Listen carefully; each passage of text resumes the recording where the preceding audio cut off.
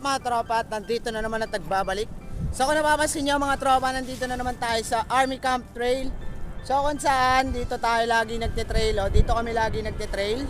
Dahil ito lang pinakamalapit na trail site kung saan marami siyang jump, marami siyang mga pwede mong daanan na jump dyan, beginner o expert.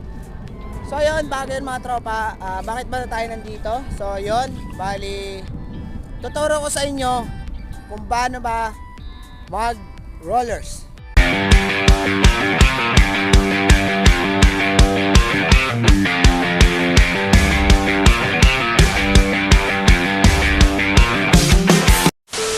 So yung mga tropa, topic natin today is paano ba daanan yung rollers o yung tinatawag nating pump. Kadalasan tong merong pump track na makikita sa Marikina, dun sa may nakalimutan ko na yun, basta yun merong pump track doon. So dito sa Army Camp Trail meron din, pero rollers lang siya. Yan, kung napapansin nyo, rollers lang ang tawag dyan. Pwede rin tawagin pump track, no? So interesado kang malaman kung paano ito tirahin o paano ito daanan ng tama, so hit mo muna yung subscribe button at click mo yung ring bell para updated ka sa mga paparating natin video. So bago tayo mag-start sa ating topic mga tropa, syempre make sure na safety first muna tayo. So kailangan ng helmet, gloves. Sorry, wala akong knee pads kasi wala dyan, knee pads. So yun ang safety first na kailangan natin gamitin dito sa trail o kahit saan mang trials na dadaanan natin. So napansin nyo, ito yung rollers o yung pump track na kadalasan madadaanan natin sa kalsada, sa mga looban, sa mga eskinita, sa mga grupo ng mga adik, sa mga mababaho. Joke lang. So yun, ito yung rollers na tinatawag natin o yung pump track. Paano ba tirahin to ng tama? Kasi dito pa lang sa pump, matututo ka na ng attack position, tsaka yung pag-bend ng katawan natin o yung gawa ng ganon. Yan ang kailangan mo dyan sa katawan. So tsaka yung kamay natin na marunong ang kamay niya, di ba? Tulak. So yun mga tropa, pinatry muna natin kay Jerome yung rollers dito sa Army Camp Trail. So dito pa lang makikita na natin yung katawan niya is binibend niya na, and then yung handlebar is tinahatak. So napansin niyo mga tropa. So yung mga tropa, kung napansin niyo, dinaanan ni Jerome yung rollers na to. So doon pa lang sa nakita niyo sa katawan niya, sa body niya, kung paano ba yung pinaka position ng katawan natin. Syempre, una sa lahat, yung attack position. Saan ka ba sanay? Sa kanan o sa kaliwa? Kung yung isang paa mo nandito sa kaliwa, pag ganyan o kaya pag ganito, kailangan pag dadaan ka dito sa rollers, hindi ka pwedeng naka-straight body, hindi ka pwedeng lower body, kailangan yung tama lang. Bakit? Kasi yung pump na to nag-absorb to ng rebound tsaka outbound. Panis ka na naman kung hindi ka marunong mag-attack position.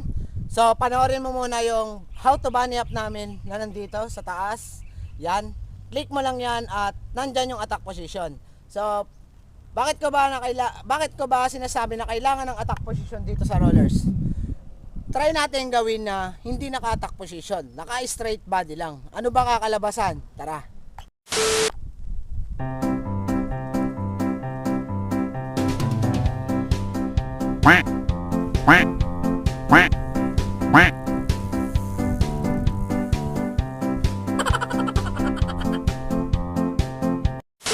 So yun mga tropa, kung nakita nyo sa katawan ko pa lang, para ako na stroke, di ba?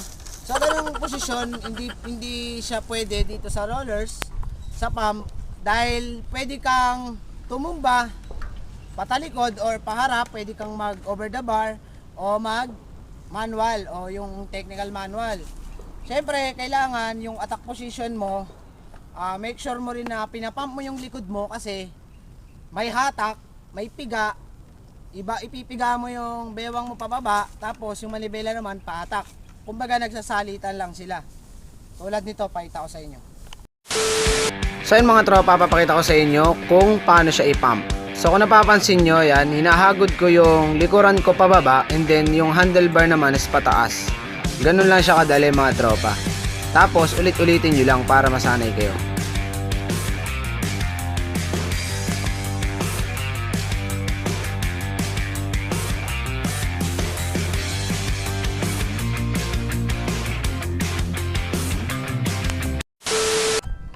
So yun mga tropa, itong rollers na to, isa to sa malaking tulong sa atin, lalo na sa kalsada, sa mga madadaanan nating humps. Yan, rollers o pump.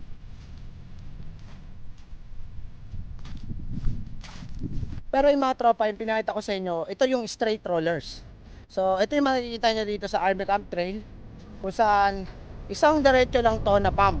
So meron din ako papakita sa inyo na pa-curve siya, pero pump na rin siya, no, kasi may mga para siyang pump. So yun, pakita ko sa inyo. Ito yung tinatawag ko na rollers burn. Kumbaga kasi palikuto papunta sa kabila. So papakita ko sa inyo. So ayan siya. So kung napapansin nyo mga tropa, pataas, tapos pataas ulit. Yan. Tapos pataas ulit. Tapos pataas ulit. Yan yung sinasabi kong para na rin tong switch rollers, ganon, kung pwedeng tawagin na ganon. So ang para sa akin, gusto kong tawagin ito berm rollers o berm pump. So kung walang roller sa inyo, pwede kang sa hams, sanayin mo sa hams yung katawan mong mag rollers, dahil isa rin tong technique para sa, halimbawa kung gusto mo na mag downhill track o enduro track. So kung meron man tayong ganung dadaanan, aware ka na marunong kang mag roll o mag rollers. Dahil sa DH, kailangan din ng attack position tsaka bend ng katawan. Kailangan yung katawan mo is nagsususpension, no? May suspension dapat yung katawan natin para hindi tayo masemplang. Kasi kung matigas yung katawan natin, pwede tayong itulak ng bike palabas o patalikod. So yun, hindi natatapos yung araw natin ngayong araw na ito. Bakit? Kasi bago ako mag-shoot ng rollers, nasiraan muna ako ng bike. Oh no! RD natin is basag na. So nasira yung RD ko, tapos gumawa na lang ang paraan, DIY. Siyempre alam mo naman tayo, malupit tayo pag DIY, no? Lalo na sa kasagsagan ng kasiraan ng bike. Wala pa naman bike medic dito. Kaya yun, gumawa tayo ng paraan. So mga tropa, papakita ko sa inyo kung ano bang ginawa ko dito sa aking bike.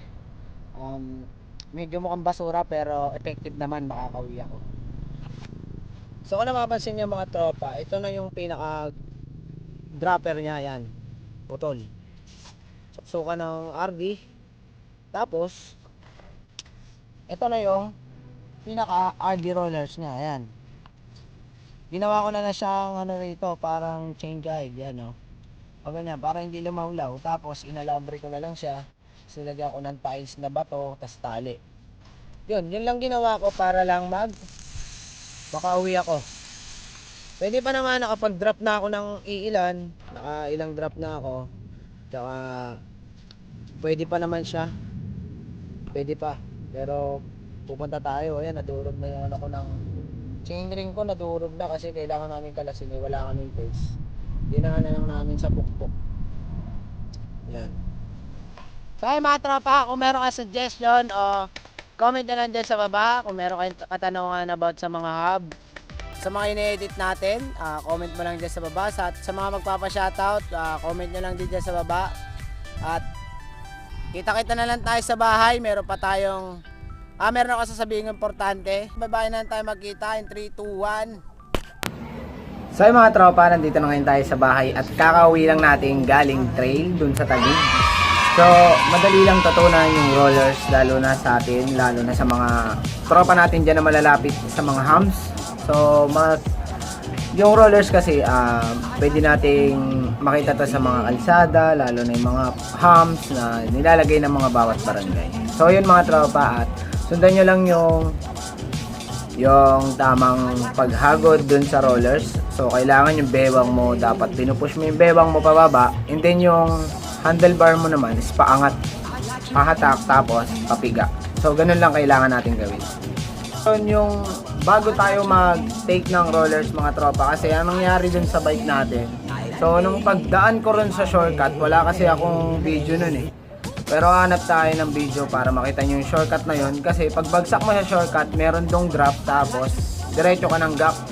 So pagbagsak ko rin sa gap, nabali yung RD natin, hinigop ng mga spoke natin, yung tinatawag nating rayos dun. Pumasok yung RD ko ron, nawasak, nasira. Ito siya yung picture.